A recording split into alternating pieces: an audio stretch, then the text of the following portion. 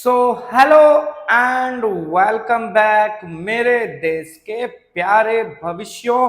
योद्धा 2.0 चल रहा है। रैपिड रिवीजन या बोलो क्विक रिवीजन के वीडियोस, वन शॉट वीडियोस हर चैप्टर के एक के बाद एक अपलोड होते जा रहे हैं। जिन बच्चों को नहीं पता, जो पहली बार इस चैनल से जुड़ रहे हैं, ये वीडियो देख रहे हैं, उन्हें बता दें ऑलरेडी बहुत सारी वीडियोस अपलोड हो चुकी हैं। मैथ्स की भी अपलोड हो चुकी हैं। एसएस में भी हम अलग अलग चैप्टर्स की वीडियोस, फिलहाल इकोनॉमिक्स का सेक्शन चल रहा है और आज इकोनॉमिक्स का लास्ट वाला चैप्टर हम कवर कर रहे हैं इस वीडियो में, इकोनॉमिक डेवलपमेंट नाम का। तो फटाफट चैप्टर कवर करते हैं। और हाँ, फटाफट जल्दी से ये बता दो कि भैया अगर वीडियोस अच्छे लग रहे हो तो सबको शेयर करो, ज्यादा से ज्यादा लोगों तक ये मैसेज पहुंचे कि भाई योद्धा सीरीज चल रही है और ज्यादा से ज्यादा लोग हमसे जुड़े, तो हमारा भी थोड़ा मोटिवेशन लेवल हाई होगा। समझ रहे हो ना थोड़ा। तो बात करते हैं इकोनॉमिक डेवलपमेंट की। चलते हैं पहली चीज की, what is economic development. Already detailed video पहले से डली हुई है, क्विक रिवीजन है, तो मैं फटाफट चीजें समझाऊंगा, बट चीजें समझ में आएंगी। जो इंपॉर्टेंट टॉपिक्स हैं, जो समझने में थोड़ी दिक्कत होती है, मैं उसको यहां फिर से एक्सप्लेन करूंगा, और जो इजी टॉपिक्स हैं वो थोड़ा जल्दी से समझाऊंगा। ठीक है, तो बात करें व्हाट इज इकोनॉमिक डेवलपमेंट। तो इकोनॉमिक डेवलपमेंट बोल रहे हैं कि एक मतलब प्रोसेस है सोशल चेंज का, जिसके कई फेसेस हैं।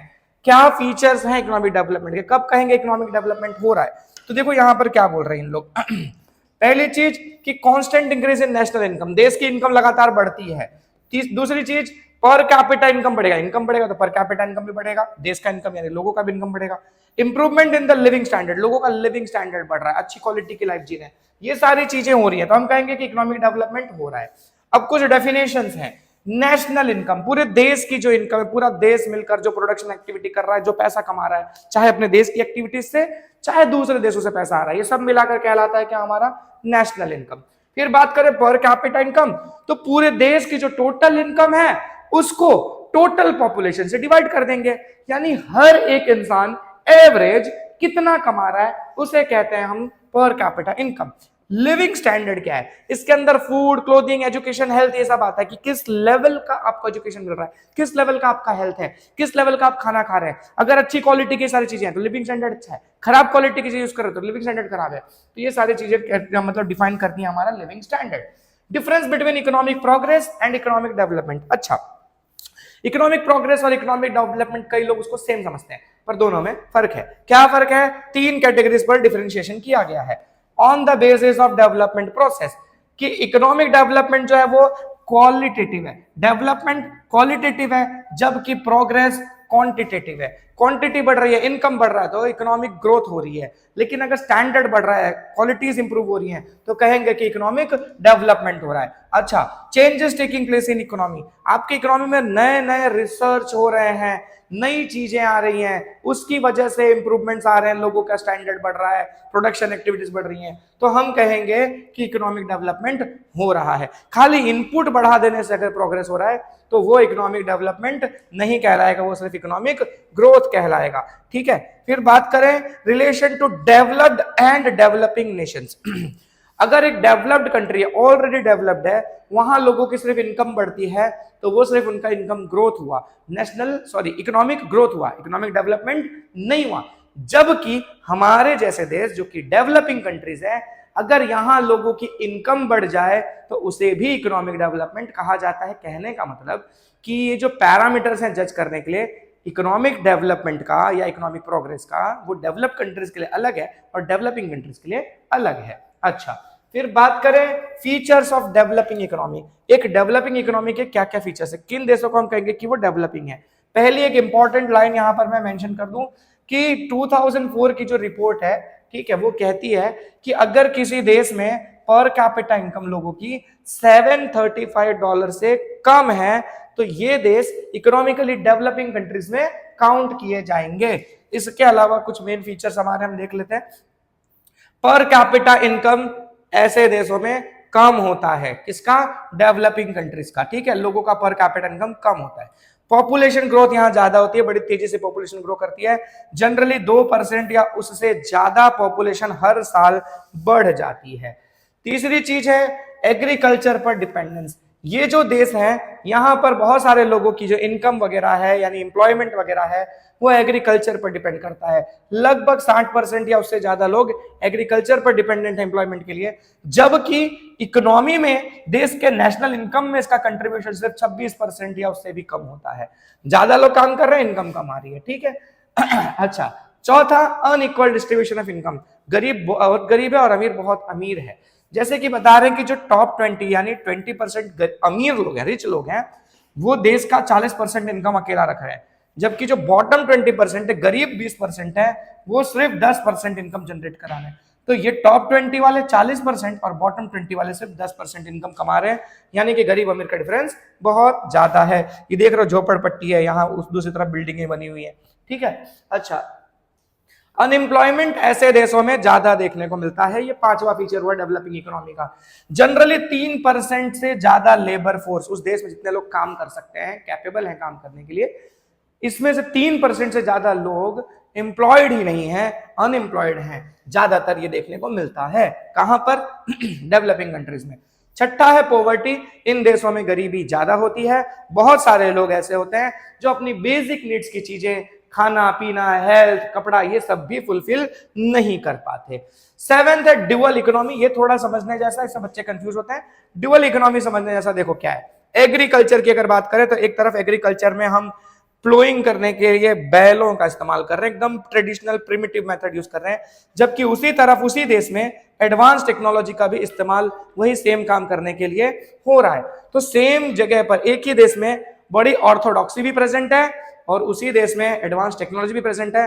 तो डुअल, दो तरह की इकोनॉमी देखने को मिल रही है, एडवांस भी है और पिछड़ी भी है, इसलिए इसको कहते हैं डुअल इकोनॉमी। और ये डेवलपिंग कंट्रीज में बहुत ज्यादा देखने को मिलती है।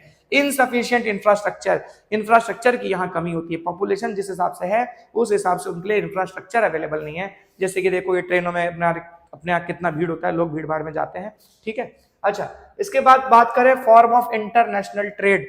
इंटरनेशनल ट्रेड जो होता है इन देशों का, वो कुछ इस तरह से होता है कि ये जो एक्सपोर्ट करते हैं ना, दूसरे देशों को जो सप्लाई करते हैं, ऐसी चीजें, यहाँ बोला आलू टमाटर गोभी ये सब बेच रहे हैं, ठीक है, इससे कितना पैसा आएगा। जबकि हम इंपोर्ट करते हैं, जो डेवलपिंग कंट्रीज है वो इंपोर्ट करते हैं बहुत महंगी चीजें, बहुत एडवांस टेक्नोलॉजी वाली चीजें इंपोर्ट करते हैं, क्योंकि ये इनके यहाँ नहीं बनती। तो जाहिर सी बात है ज्यादा पैसा खर्चा होता है, आता कम है, ठीक है, तो हमारा कर्जा बढ़ जाता है डेवलपिंग कंट्रीज का, ठीक है। तो ये फॉरेन डेब्ट्स में होती हैं ऐसी कंट्रीज, ठीक है। तो ये फीचर्स हो गए सारे हमारे डेवलपिंग कंट्रीज के, इंपॉर्टेंट है, याद रख लेना। इकोनॉमिक एक्टिविटी क्या है और नॉन इकोनॉमिक एक्टिविटी क्या है? बड़ी सिंपल है। अगर कोई काम करने के बदले में हम पैसा उम्मीद कर रहे हैं, कोई प्रॉफिट लेने की उम्मीद कर रहे हैं, तो वह एक्टिविटी इकोनॉमिक हो गई। और अगर हम कोई काम फ्री में कर रहे हैं, सेवा भाव से कर रहे हैं, चैरिटी कर रहे हैं, जैसे फिर किसी गरीब को कुछ दान दे दिया, या एक माँ अपने बच्चे के लिए कुछ भी कर रही है, उसको पाल पोस के बड़ा कर रही है, ये सारी चीजें नॉन इकोनॉमिक एक्टिविटी है, इसमें कोई प्रॉफिट एक्सपेक्टेड नहीं होता, ठीक है। फिर बात करें स्ट्रक्चर ऑफ इंडियन इकोनॉमी, तो इंडियन इकोनॉमी को 3 स्ट्रक्चर्स में, मतलब 3 हिस्सों में बांटा गया है, 3 सेक्टर्स में। Primary sector, secondary sector, service sector, जिसको टर्शरी सेक्टर भी कहा जाता है। फिर देखते हैं कि प्राइमरी, सेकेंडरी, टर्शरी सेक्टर्स में होता क्या है। प्राइमरी सेक्टर में एग्रीकल्चर और एग्रीकल्चर से जुड़े हुए हमारे सारे कामकाज होते हैं, चाहे आप जानवर पालो, खेती करो, या माइनिंग एक्टिविटी वगैरह भी सब इसी में इंक्लूडेड होता है। सेकेंडरी सेक्टर में सारी कंस्ट्रक्शन एक्टिविटीज हैं, चाहे मतलब बड़ी छोटी इंडस्ट्रीज में जो भी चीजें मैन्युफैक्चर हो रही हैं, या गैस सप्लाई, इलेक्ट्रिसिटी सप्लाई, ये सब हमारा आ रहा है किसमें? प्रोडक्शन जो हो रहा है उसमें आ रहा है सेकेंडरी सेक्टर में। सर्विस सेक्टर में क्या आता है? सर्विसेज प्रोवाइड करते हैं, जैसे कि डॉक्टर्स हैं, इंजीनियर्स हैं, इंजीनियर्स नहीं बोलेंगे, हाँ इंजीनियर्स भी अगर प्राइवेट तरीके से काम कर रहे हैं, बाहर से सर्विस प्रोवाइड कर रहे हैं, तो कह सकते हैं डॉक्टर्स हैं, या फिर हम एयरलाइंस का यूज कर रहे हैं, रेलवे का यूज कर रहे हैं, तो ये सारी चीजें आती हैं किसमें? सर्विस सेक्टर में। अच्छा, फैक्टर्स ऑफ प्रोडक्शन। कोई भी फैक्टर, मतलब कोई भी प्रोडक्शन करने से पहले कोई चीज बनाना है तो उसमें 4 मेन फैक्टर्स आते हैं। वो 4 फैक्टर्स कौन कौन से हैं? लैंड, कैपिटल, लेबर एंटरप्रेन्योरशिप, इनको डिस्कस करते हैं डिटेल में। ठीक है, ये 4 फैक्टर्स ऑफ प्रोडक्शन दिमाग में रखना। मैं फिर से कह रहा हूं, मैं थोड़ा फास्ट चल रहा हूं क्योंकि ऑलरेडी डिटेल्ड वीडियो मैंने पहले की डाल रखी है। ये क्विक रिवीजन के लिए है जो आपको एग्जाम में कम टाइम में चीजें फटाफट ब्रश अप करने के लिए काम आएंगी। तो 4 फैक्टर्स ऑफ प्रोडक्शन में लैंड जो है वो नेचुरल फैक्टर कहलाता है प्रोडक्शन का, दिमाग में रखना, नेचुरल टूल फॉर प्रोडक्शन। ठीक है, ये इंपॉर्टेंट लाइन याद रखना। अच्छा, बात करें तो लैंड जनरली अपर क्रस्ट होता है। ठीक है, तो जो भी आपका खाली लैंड मतलब जमीन ही नहीं, उसमें से जो रिसोर्सेस वगैरह हमको मिलते हैं, पेड़ पौधे जंगल, सब कुछ को लैंड में ही काउंट किया जाएगा। तो लैंड एक फैक्टर ऑफ प्रोडक्शन, बड़ा फैक्टर है। ठीक है, अच्छा, कैपिटल की बात करें तो जो भी सामान यूज करते हैं हम, टूल्स, मशीनरीज, पैसा, ये सब आता है किसमें? कैपिटल में। ठीक है, तीसरी चीज है लेबर। तो लेबर में जो भी लोग काम में इन्वॉल्व है, चाहे वो फिजिकली काम कर रहे हैं चाहे वो मेंटली काम कर रहे हैं, सभी को लेबर में काउंट किया जाता है। एंटरप्रेन्योरशिप जो इन तीनों फैक्टर्स को, लैंड, कैपिटल, लेबर, तीनों ही फैक्टर्स को कोऑर्डिनेट करके पूरा काम करवाता है, प्रोडक्शन की एक्टिविटी को कैरी आउट करता है, ऐसे को कहा जाता है एंटरप्रेन्योर, और इस प्रोसेस को कहा जाता है एंटरप्रेन्योरशिप। ठीक है, फिर बात करें distribution of factors of production. ये जो फैक्टर्स ऑफ प्रोडक्शन है, यानी कि जो रिसोर्सेस हैं, इसको हम कैसे डिस्ट्रीब्यूट करें, ये बहुत बड़ा चैलेंज होता है हर देश के लिए। तो बोला इसमें 4 पॉइंट्स का ध्यान रखना चाहिए। पहली चीज, अनलिमिटेड वांट्स। लोगों की वांट्स बहुत अनलिमिटेड है, वो मतलब फिक्स नहीं है, वो चाहते हैं और बढ़ती ही जाएंगी, जितनी पूरी होंगी और डिमांड्स बढ़ेंगी। तो इसका मतलब ये नहीं कि हम रिसोर्सेस को, लोगों की वांट्स को पूरा करने में लगाएंगे। तो ये सोच समझकर रिसोर्सेस का यूटिलाइजेशन करना है। Important order in terms of priority, हमको प्रायोरिटी डिसाइड करनी है। जो ज्यादा जरूरी है वहां पहले हम रिसोर्स का यूटिलाइजेशन करेंगे और जो कम जरूरी है वहां बाद में करेंगे। तीसरी चीज है लिमिटेड रिसोर्सेस। हमको ये भी ध्यान रखना है कि रिसोर्सेस लिमिटेड हैं, खत्म हो जाएंगे, तो उन्हें बहुत प्लानिंग से यूज करना जरूरी है। Alternative use of the resources, चौथा पॉइंट ये कह रहा है कि अगर पॉसिबल है तो एक रिसोर्स का अगर मल्टीपल यूज पॉसिबल है तो हम उस तरह से मल्टीपल तरीके से उसका यूटिलाइजेशन करें, ताकि कम रिसोर्सेस से ज्यादा काम हो सके। तो ये 4 चीजें हमें दिमाग में रखनी है। तो इन सब चीजों को ध्यान में रख के ना, अलग अलग देश अपने यहाँ पर रिसोर्सेस को अलग अलग तरीके से बांटते हैं। तो इसी को हम कहते हैं, जो रिसोर्सेस बांटने का जो मेथड है, इसे कहते हैं रिसोर्स एलोकेशन। ठीक है, तो रिसोर्स एलोकेशन के बेसिकली 2 मेथड्स हैं, मार्केट मैकेनिज्म और सोशलिस्ट सिस्टम। हालांकि एक तीसरा भी है, वो मिक्स्ड है, पर उसको अलग से नहीं बताया है। इन दोनों का मिक्स्ड है ना, इसीलिए उसको स्पेशली नहीं मतलब यहाँ पे लिखा हुआ है। तो market mechanism, socialist system. Market mechanism की अगर मैं बात करूं तो यहां पर बता रहे हैं, इंपॉर्टेंट है, 1 लाइन के हिसाब से याद रखना, अमेरिका, जापान जैसे देशों ने मार्केट सिस्टम का यूटिलाइजेशन करके ही अपना डेवलपमेंट किया है, वहां यही सिस्टम चलता आ रहा है लंबे समय से। अच्छा, इसमें एक चीज और, इस सिस्टम का एक और नाम है कैपिटलिस्ट सिस्टम, एक और नाम है फ्री इकोनॉमी, क्योंकि यहां गवर्नमेंट रिस्ट्रिक्शंस नहीं डालती, तो फ्रीली मतलब बिजनेस हो रहा है, तो free economy, capitalist system, market system, 3 नाम हो गए। अच्छा, एक लाइन बड़ी इंपॉर्टेंट यहां लिखी है, 1 मार्क का क्वेश्चन पूछा हुआ है। ठीक है, इनविजिबल हैंड की तरह इस पूरे मार्केट को कंट्रोल कौन करता है? कंपटीशन कंट्रोल करता है, गवर्नमेंट कंट्रोल नहीं करती, कंपटीशन पूरे मार्केट को कंट्रोल करता है इस एक्टिविटी में, मार्केट सिस्टम में। ठीक है, अच्छा, फीचर्स देखें जरा इसके, तो ये भी फीचर आप यहां पर लिख सकते हो एक्स्ट्रा पॉइंट बढ़ाने के लिए। ओनरशिप की बात करें तो वो इंडिविजुअल या प्राइवेट होता है, किसी आदमी का हो सकता है, किसी ग्रुप का हो सकता है। ऐसा जैसे कुछ देशों में ऐसा होता है कि जो भी रिसोर्स मिला वो गवर्नमेंट का हो जाएगा, ऐसा नहीं है यहाँ पर, जिसको मिला उसका। ठीक है, जिसने खरीद लिया उसका। प्रॉफिट ध्यान में होता है, जो भी इकोनॉमिक पॉलिसीज बनाई जाती हैं इसमें ना पूरा का पूरा फोकस होता है किस पर? प्रॉफिट पे, ज्यादा से ज्यादा प्रॉफिट कमाने के पर्पज से काम होता है। कस्टमर्स के लिए बेनिफिट यह है कि कई तरह के चॉइसेस अवेलेबल हैं, क्योंकि कंपटीशन है, कई लोग अलग अलग प्रोडक्ट्स बना रहे हैं, तो एक ही चीज में कई ऑप्शंस अवेलेबल हो जाते हैं कस्टमर्स के लिए। गवर्नमेंट इंटरफियरेंस नहीं है तो होगा क्या? अच्छा सॉरी, फीचर्स में आ रहा है कि गवर्नमेंट का इंटरफियरेंस इस सिस्टम में नहीं होता, गवर्नमेंट टांग नहीं अड़ाती आपके काम में, बिजनेस करो। Distribution of resources is based on profit, resources भी इसी तरह से डिस्ट्रीब्यूटेड होते हैं कि प्रॉफिट आए, है ना, जहां से ज्यादा प्रॉफिट आता होगा रिसोर्स वहां ज्यादा लगा दिया जाएगा। फिर बात करें, economic decisions are taken while keeping price mechanism.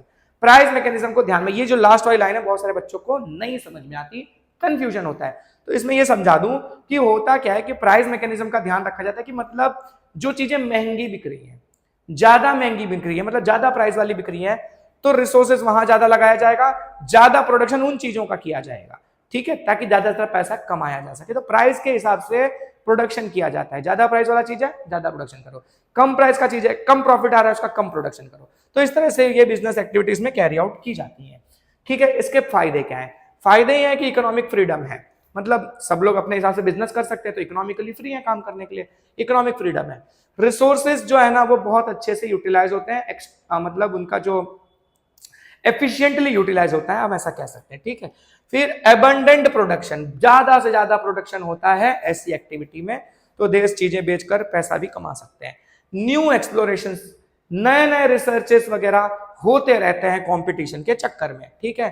Quality of things improve हो जाती है, मतलब लोग एक दूसरे से कॉम्पिटिट कर रहे हैं तो एक दूसरे से बेहतर बनाने की कोशिश करते हैं, तो अच्छी क्वालिटी के सामान बनते हैं, ठीक है। लिमिटेशंस क्या है इस मार्केट सिस्टम के? भाई फायदे हैं तो नुकसान तो जाहिर सी बात है कुछ तो होंगे ही। तो लग्जोरियस कमोडिटीज पर ज्यादा फोकस होता है, मैंने बताया ना कि ज्यादा महंगी चीजें लग्जरीज वाली चीजें बनाने पे लगते हैं ताकि ज्यादा प्रॉफिट आ सके। तो बेसिक नीड की जो चीजें हैं ना वो नहीं बन पाती, जिससे गरीबों के लिए तकलीफ हो जाती है उस सिस्टम में।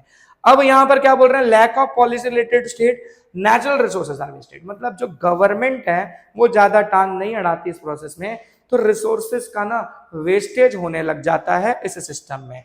इसके अलावा अगर कंज्यूमर को नॉलेज नहीं है ना तो वो चीटिंग हो जाती है उसके साथ, वो एक्सप्लॉइट हो जाता है, ठीक है। यहाँ गवर्नमेंट आपको प्रोटेक्ट नहीं करेगी, ठीक है, आपको पूरा मार्केट से संभलना है अपने आप को। अगर कंपनियां सारी लूटने में लगी हैं तो एज अ कंज्यूमर आपकी बैंड बजनी तय है इस सिस्टम में। अच्छा, सेंट्रलाइजेशन ऑफ प्रॉपर्टी, अच्छा प्रॉपर्टी सेंट्रलाइज हो जाती है, मतलब भाई जो पावरफुल है उसी के हाथ में सब कुछ जा रहा है, पैसा ज्यादा जा रहा है, तो ये हो जाता है कि प्रॉपर्टी गिने चुने लोगों के हाथ में रह जाती है। डिस्पैरिटी देखने को मिलता है इनकम में, गरीब गरीब रह जाता है, अमीर अमीर होता चला जाता है। फियर ऑफ मोनोपोली, मोनोपोली का खतरा बना रहता है, क्योंकि भाई बताया ना बड़ा जो बताया ना उस दिन मैंने पिछली वीडियो में बताया था, बड़ा जो मछली बड़ी मछली होती है वो छोटी मछली को खाती है, तो यहाँ ना बड़ी मछलियां जो है ना वो सारी छोटी मछलियों को निपटा देती हैं, तो ये खतरा बना रहता है इसमें, ठीक है। इंस्टेबिलिटी बनी रहती है इकोनॉमी में। फिर बात करें सोशलिस्ट सिस्टम की, तो सामाजिक तौर पर सोचता है, समाजवाद वाला सिस्टम है। बता रहे कि रशिया और चाइना सब कंट्रीज का नाम याद रखना, रशिया और चाइना ये जो दो देश हैं इन्होंने अपना सोशलिस्ट सिस्टम अपनाया और अपना डेवलपमेंट किया, ठीक है। यहाँ पूरी इकोनॉमिक एक्टिविटी को स्टेट कंट्रोल करता है, यानी गवर्नमेंट कंट्रोल करती है। फीचर्स देखते हैं चलो थोड़ा खांसी फांसी हो गई है। Resources are owned by the state, government के हाथ में होता है रिसोर्स, पब्लिक के हाथ में नहीं है, गवर्नमेंट अपने हाथ में ले लेती है और पब्लिक को गवर्नमेंट डिस्ट्रीब्यूट करती है रिसोर्सेज, ठीक है। सारे इकोनॉमिक डिसीजंस गवर्नमेंट लेती है, स्टेट लेता है, ठीक है। प्रॉफिट से ज्यादा सोशल वेलफेयर सेंटर में होता है सारी इकोनॉमिक पॉलिसीज और डिसीजन में। लोगों की भलाई किसमें है? वो डिसीजन लो, प्रॉफिट पे फोकस कम करो। लेबरर्स जो काम करने वाले लोग हैं उनको उनका सही दाम काम करने के बदले में सही दाम उनको मिलता है इस तरह के सिस्टम में, यानी लेबर्स के राइट को ये सिस्टम प्रोटेक्ट करता है, आप कह सकते हो, ठीक है। फिर है इसके बेनिफिट्स, तो बेनिफिट्स में क्या है? क्योंकि गवर्नमेंट हर चीज में टांग अड़ा रही है तो सिर्फ लग्जरियस आइटम नहीं बनेंगे, काम की चीजें भी बनेंगी, और कई बार तो गवर्नमेंट लग्जरियस आइटम के प्रोडक्शन को रोक के काम की चीजों को ज्यादा प्रमोट करती है, तो बेफुजिल की चीजें यहां नहीं बनती। फिर बोल रहे हैं कि वेस्टेज ऑफ रिसोर्स नहीं होने देती गवर्नमेंट, गवर्नमेंट इंटरफेयर करे ना, रिसोर्स का वेस्टेज होगा तो गवर्नमेंट रोक देगी भाई। अच्छा, disparity of income is removed, है ना, यहाँ पर कोशिश होती है कि जो गरीब अमीर है उनके बीच में जो इनकम का डिस्पैरिटी है वो कम हो जाए, तो जनरली कम होता है, पर यार देखो मेरे नजर में ना नहीं होता है, ठीक है। डिस्पैरिटी तो रहेगी पर फिर ठीक है, याद करना एग्जाम में लिखना, ये मत बोलना वो सर ने ऐसा बोल दिया था, ठीक है। जो यहाँ लिखा है ना वही पेपर में लिखना भाई, ठीक है, नहीं तो पता चला गांधीनगर मुझे ले जा रहे हैं कॉलर पकड़ के, वो लोग क्या पढ़ा रहे हैं बच्चों को। कंज्यूमर्स आर नॉट एक्सप्लॉइटेड, यहाँ पर कंज्यूमर्स के राइट्स को प्रोटेक्ट कर लिया जाता है, गवर्नमेंट इन्वॉल्व है ना भाई, हर जगह गवर्नमेंट आपको बचा लेती है, ठीक है। फिर बात करें सोशलिस्ट सिस्टम के भी कुछ लिमिटेशन है भाई, बताया हर चीज का फायदा नुकसान होता है, तो क्या है ना कि क्योंकि गवर्नमेंट हर चीज में टांग अड़ा देती है ना, तो लोग जो है ना मोटिवेट नहीं होते ज्यादा प्रोडक्शन करने के लिए, बोला अरे यार प्रॉफिट ही नहीं होने वाला है, क्या बनाने का, छोड़ नहीं करना बिजनेस, तो मोटिवेशन नहीं आता है लोगों को नए नए प्रोडक्शन करने के लिए। अच्छा, कॉन्टेस्ट और कंपटीशन नहीं है ज्यादा, तो रिसर्च ज्यादा नहीं होता, वही पुरानी चीजें घीस घास के बेच रहे हैं, ठीक है, तो वो एक दिक्कत है। तो मोमेंटम नहीं मिलता इकोनॉमी को, इकोनॉमी फास्ट ग्रो नहीं हो पाती। Lack of individual freedom. अब क्या है ना भाई, रिसोर्स किसी के यहाँ से निकल भी गया ना, गवर्नमेंट बोलेगी ना तेरा नहीं है बेटा, मेरा है, गवर्नमेंट ले लेगी, ठीक है, उसके बदले में तुमको कुछ दे देगी, पैसा वैसा, 2 रोटी फेंक देगी, लेकिन क्या है ना, रिसोर्सेस के मालिक आप नहीं हो सकते। तो एक तरह से अगर आप देखो तो यहाँ पर गवर्नमेंट ना आपको अपने तरीके से बिजनेस नहीं करने देती, रिस्ट्रिक्शंस डाल देती है। तो वही कहा कि इंडिविजुअल फ्रीडम आपके पास नहीं है, इकोनॉमिक फ्रीडम आपके पास नहीं है। चौथा पॉइंट बोल रहे हैं ब्यूरोक्रेसी का खतरा रहता है। भाई गवर्नमेंट हर जगह का टांग अड़ा रही है, हर चीज में गवर्नमेंट का परमिशन लेना है। तो जो सरकारी ऑफिसर्स है ना, वो भी आप जानते हो ना, थोड़ा समझ रहे हो ना, बोलना नहीं, पागल ऐसे मुंह से नहीं बोलते हैं। तो ऐसा ब्यूरोक्रेसी का खतरा रहता है, बार बार ना परेशान किया जाता है लोगों को नियम कानून के नाम पर इस सिस्टम में। तो दोनों सिस्टम्स पढ़ लिए कि फायदे भी है नुकसान भी है। तो एक तीसरा रास्ता निकाला गया, मिक्स्ड इकोनॉमी। इसमें कोशिश ये की गई कि दोनों ही सिस्टम्स के जो अच्छे अच्छे पॉइंट्स है ना, उसको मिक्स करके एक सिस्टम डेवलप कर लिया जाए। इसी को कहा गया है मिक्स्ड इकोनॉमी। तो देख रहे हो, removing the limitations of the market and social system, है ना। अच्छा, दूसरा पॉइंट इसका क्या कहता है कि यहाँ पर प्राइवेट और पब्लिक सेक्टर दोनों एक दूसरे के कॉम्पिटिटर्स नहीं है, एक दूसरे के सपोर्टर्स हैं। ये दोनों बोल रहे हैं को एग्जिस्ट करते हैं साथ में, और कॉम्पिटिटर ना होके कॉम्प्लीमेंट्री बन के काम करते हैं, एक दूसरे को सपोर्ट करते हैं काम करने में, ठीक है। तो ये सिस्टम के फीचर्स हैं एक तरह से, ठीक है। There is individual private ownership in agriculture, जैसे मतलब छोटे छोटे ट्रेड्स हैं, स्मॉल इंडस्ट्रीज हैं, एग्रीकल्चर है, इसमें इंडिविजुअल लोग मालिक हो सकते हैं, प्राइवेट लोग मालिक हो सकते हैं, ठीक है। लेकिन जो बड़े रोल्स हैं, जैसे हैवी इंडस्ट्रीज हैं, की इंडस्ट्रीज है, डिफेंस रिलेटेड चीजें, वो जो है ना, वो ज्यादातर कौन कंट्रोल करता है, उसको गवर्नमेंट कंट्रोल करती है। तो दोनों का बैलेंस लेके चलती है, लोगों को बिजनेस भी करने दो और इतना भी फ्री मत छोड़ दो कि बड़ी बड़ी क्रूशियल चीजों को ये लोग अपने हाथ में ले ले। तो क्रूशियल चीजों को गवर्नमेंट अपने हाथ में रखती है। तो इस तरह से बैलेंस बनाया जाता है इसमें। चौथा पॉइंट कहता है कि यहाँ मार्केट कंप्लीटली फ्री नहीं है, ठीक है। जैसे कैपिटलिस्ट सिस्टम होता है एकदम फ्री, जॉब बिजनेस करो, यहाँ ऐसा नहीं है, गवर्नमेंट हर जगह खड़ी है बीच बीच में, ठीक है। अच्छा, ना एकदम फ्री ही छोड़ा है और ना एकदम रिस्ट्रिक्शन ही रखा है, दोनों काम करते हैं, थोड़ा फ्री भी छोड़ते हैं और थोड़ा रिस्ट्रिक्शंस भी लगाते हैं। तो इस तरह का सिस्टम है, ठीक है। अच्छा, तो इससे क्या होता है, देखो कि इसमें एक पॉइंट लिखा है, इसी पॉइंट को एक्सप्लेन करते हुए कि जो लग्जरियस आइटम है, अगर गवर्नमेंट को ये लगता है कि भाई ये मार्केट में हमारे काम की नहीं है, तो वो लग्जरियस आइटम कम बने, इसके लिए गवर्नमेंट उसके ऊपर टैक्सेस बढ़ा देती है। और जो बेसिक नीड की चीजें उसको ज्यादा प्रमोट करने के लिए सब्सिडी दे देती है, ठीक है, ताकि सस्ता प्रोडक्शन हो और इनका सेल ज्यादा हो, कंपनियों को बेनिफिट होगा तो कंपनियां और ज्यादा प्रोडक्शन करेंगी। तो गवर्नमेंट इस तरह से ना बैलेंस बनवाती है, अननेसेसरी चीजों का प्रोडक्शन रोक के नेसेसरी चीजों का प्रोडक्शन बढ़वा देती है। तो पांचवा पॉइंट देखते हैं। पांचवा पॉइंट बोल रहे हैं कि इसको कंट्रोल्ड इकोनॉमिक सिस्टम कहते हैं। बताया ना, कंट्रोल से कर रहे हैं ना, हर चीज को बैलेंस करा के चल रहे हैं, प्राइवेट को भी फ्रीडम दे रहे हैं पर जरूरत से ज्यादा नहीं दे रहे हैं, रोक दे रहे हैं, है ना। तो क्या पढ़ रहे हैं देखो यहाँ पर, economic decisions, coexistence of private and public sector is accepted in this system. This system is also called controlled economic system because of the restrictions and control. तो बताया जो गवर्नमेंट, वही लाइन है, ठीक है। इंडिया, हमारे देश में, इंडिया में, फ्रांस में और इंग्लैंड में, इन 3 देशों में मिक्स्ड इकोनॉमिक सिस्टम चलता है। हम लोग यार थोड़ा लेट आजाद हुए ना, तो हम लोग सबका अच्छा भला देख के, किसमें बुराई है किसमें अच्छा है, सब जोड़ जाड़ के हमने अपना सिस्टम डेवलप कर लिया। बात करें लिमिटेशंस, इसकी भी है कुछ। तो लिमिटेशन में क्या, इकोनॉमिक इंस्टेबिलिटी। देखा गया है कि ऐसी इकोनॉमी अनस्टेबल होती है, मतलब कभी बढ़ने लग जाती है, कभी गिरने लग जाती है, ऐसा हो जाता है। लैक ऑफ कोऑर्डिनेशन, ये जो प्राइवेट और पब्लिक सेक्टर का बोला है ना कि मिलजुल कर काम करते हैं, कोऑर्डिनेशन में प्रॉब्लम आती है कई बार।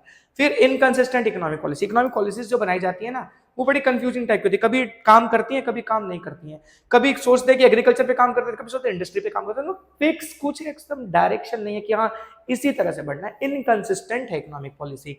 लो रेट ऑफ ग्रोथ देखा गया है, ठीक है। यहाँ इस सिस्टम में ना इकोनॉमिक ग्रोथ जिस हिसाब से होना चाहिए उस हिसाब से होता नहीं है। तो चैप्टर भैया हो गया है खत्म। कोशिश मैंने की कि वीडियो छोटा बने, अब मैंने टाइम नहीं देखा कितना टाइम लगा है, लेकिन मेरे को इतना पता है छोटा तो मैंने बनाया है। तो चलो जल्दी से ना बात नहीं करूंगा, जल्दी से खत्म करते हैं टॉपिक, मिलते हैं अगले वीडियो में, और फटाफट सबको शेयर कर देना, और तब तक